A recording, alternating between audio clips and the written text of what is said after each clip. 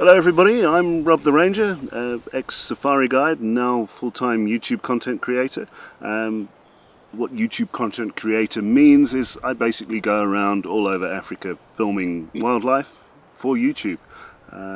Sounds like fun. It is fun. A lot of work behind the scenes as well, which we might go into a little bit later, but that's basically what I do.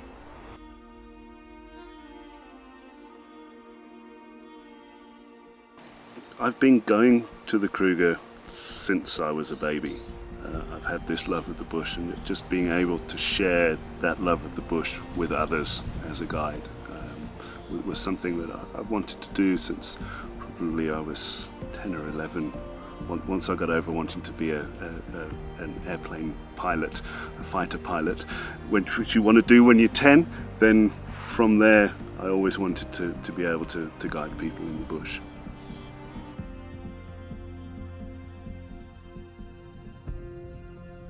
So my first proper working experience in the bush, I would have been 19, working with a horse trails company up in the Waterberg.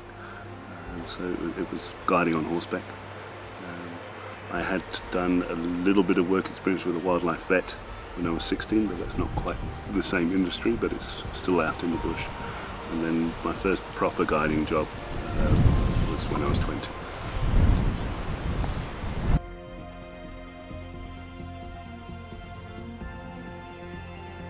After the horse trails, I started working in Entebbe, in the Waterberg, one of their lodges there.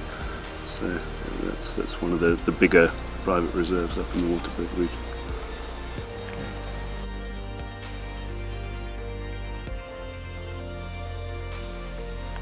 In the early days of YouTube, there was a big viral video, the battle at Kruger of the lions and the crocodiles, and seeing that and knowing that I experience sightings, I wouldn't say on a daily basis, but I do experience sightings like that on a regular basis. I thought, well, if they can do it, so can I. So I went and got myself a camera and started a channel, and well, see where it is now. People do want to watch that sort of stuff. So having the opportunity and starting early, when YouTube was still in its infancy, probably given me more of a audience than it would do if I started now.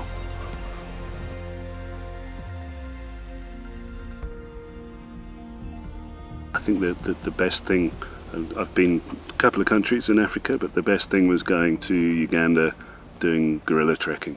That's an unrivaled experience, really.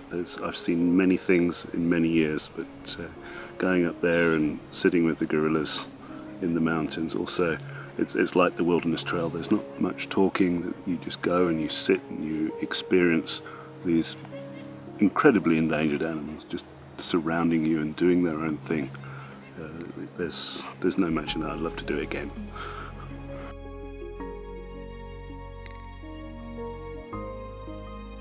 I go a lot to Kenya, to the Masai Mara, Amboseli, here in South Africa, and like I say, Uganda, Rwanda.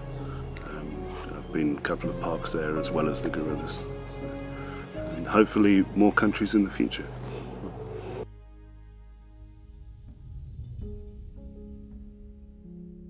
So the scariest situation in the bush, there's a lot of things that I look back on and think, well, I should have been terrified at that point, but at the time, with the adrenaline pumping, it didn't seem so scary, only when you look back afterwards.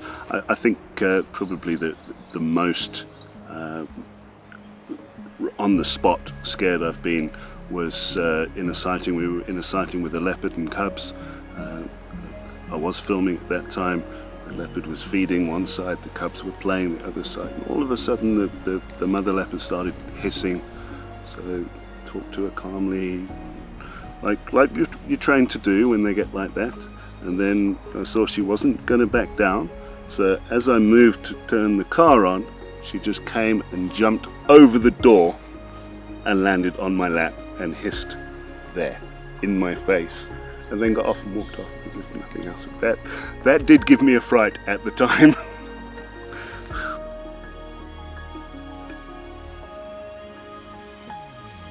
I like things that I can pick up and show people and interact with. So a tortoise or a snake or things like that, insects. Obviously love seeing the big animals as well, but the smaller things that you can actually point out, and, yeah, that's what I like to see. No one favourite. I've done, having been in the Sabi Sands so long, a lot of work with leopards there. So I would say I have more of a connection with leopards in that way, but you can't pick them up and show them to people.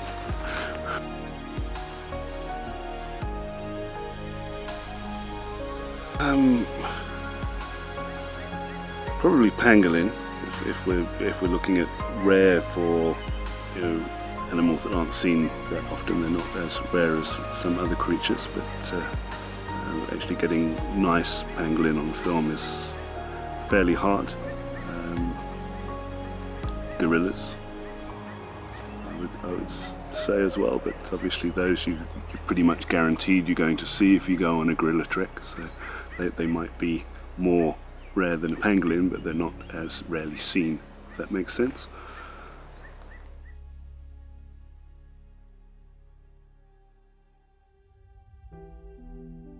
Yeah, it's a most successful YouTube video over time, now with 33 million views. I'm not sure, I haven't checked the exact numbers, but it is a leopard taking down a warthog and then starting to feed, cleaning itself and all of that, which is, you know, that's what people like to see. They like to see a bit of action. More embarrassingly, prior to that, the most viewed video, which is now on about 28 million views, was a white rhino marking its territory, basically doing a poo. Why 27 million people want to click on that, I don't know, but they did. And it was always kind of not what you want to have as the main advert for your channel, so I'm very happy that something else has come past it now.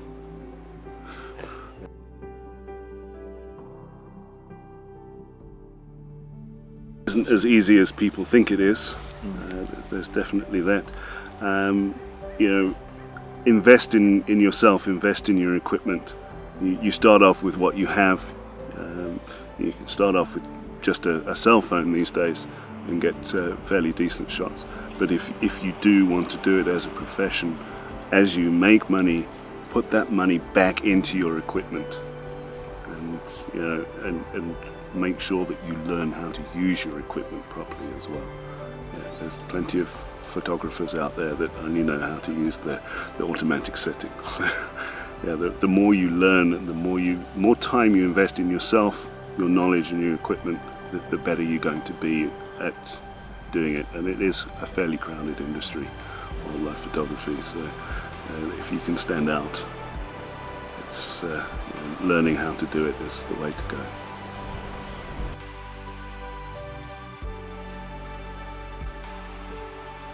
When I was training, I was very interested in trees. I like to identify all the trees. A lot of the other students on the courses I was with were not as keen as I was, so I was usually the go-to guy. Well, what tree is this one? Yeah, nowadays I've probably forgotten more about trees than I knew in the first place. If you don't practice it, you do forget a lot of it. Back in those days, it was my favourite part of the courses, was doing tree identification.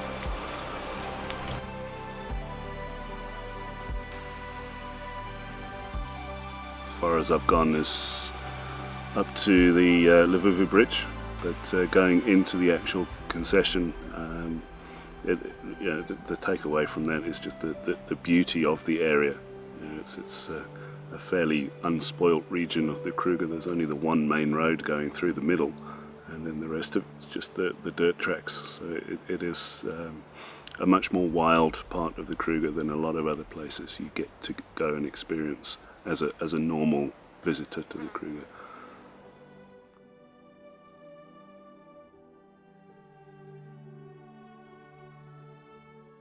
Yeah, the eco-training camps are minimalistic, which I like. I don't need overly luxurious places. Nice to visit an overly luxurious place, but it's not what I need in the bush. So nice and minimal like this it gives you more of a connection with your surroundings when it's minimalistic like this. You can hear everything going on around you.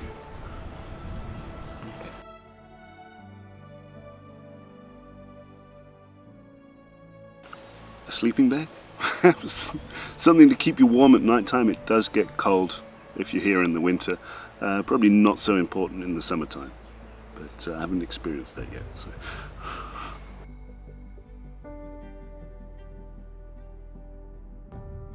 So these days social media plays a very big part in getting people to become aware of the bush, of wildlife all over the world, not just in Africa. Now that can have some good sides and some bad sides. You do get a lot of people that aren't educated about the bush, that have very strong opinions, and they will often push their opinions over the people that do actually know what they're talking about. So that side of social media can be very negative, but just the side where it is raising awareness, reaching new audiences, is very, very important. There's a lot more people out there in the world now that are aware of the problems we're facing in Africa with poaching, with drought, with all that sort of things, and other problems all over the world. The big push at the moment to get rid of single-use plastics, that has come about from pushes on social media, and it wouldn't, people wouldn't be as aware without the social media platforms that we have these days.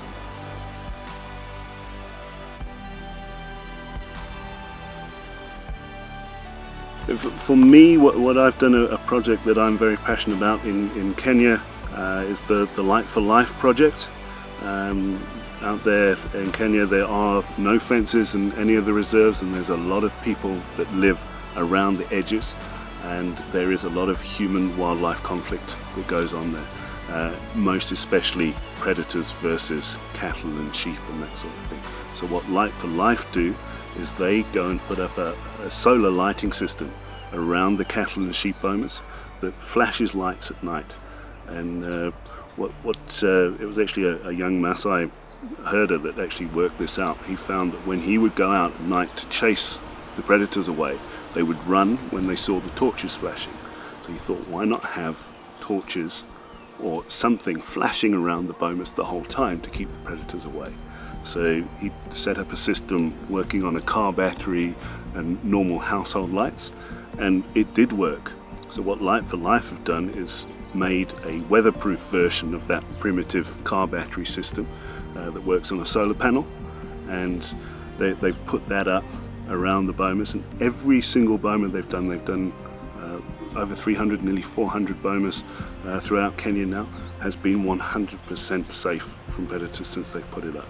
So on all of my videos there's a link to donate to Light for Life, because they're all funded by donations. So it costs $350 to put up a single lighting system for a boma, and so just trying to raise that awareness for people to do that, because that is one of the biggest problems that we face in Africa is human-wildlife conflict. So the more people that are happy to have animals around, the more space the animals will have.